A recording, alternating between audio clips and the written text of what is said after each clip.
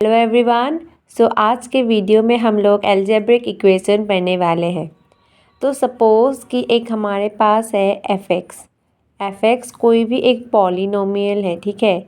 अब general polynomial का expression कैसा होता है, वो कुछ इस प्रकार होता है कि a0 x⁴ n होता है हमारा यहाँ पर डिग्री, ठीक है, plus a1 x⁻n−1 plus a2 x⁻n−2 plus, और ऐसे ही चलते चलते लास्ट जो सेकेंड लास्ट टर्म है वो आता है हमारा an−1 x प्लस an, ठीक है। तो ये आता है हमारा, सपोज़ कि एक f(x) पॉलिनोमियल है और पॉलिनोमियल का जो जनरल हमारे पास इक्वेशन आता है वो कुछ इस प्रकार आते हैं।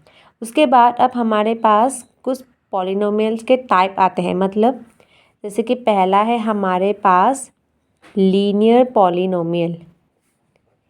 लीनियर पॉलिनोमियल में क्या होता है, जो हमारा n होता है यानी जो हमारा डिग्री होता है वो होता है 1, ठीक है। दूसरा आता है हमारे पास क्वाड्रेटिक पॉलिनोमियल।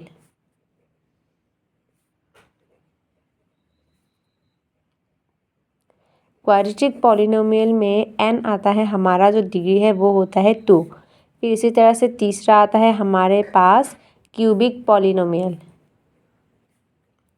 क्यूबिक पॉलिनोमियल में हमारा डिग्री होता है 3।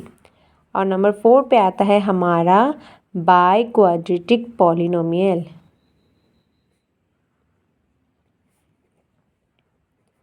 और इसकी जो डिग्री होती है वो होती है 4।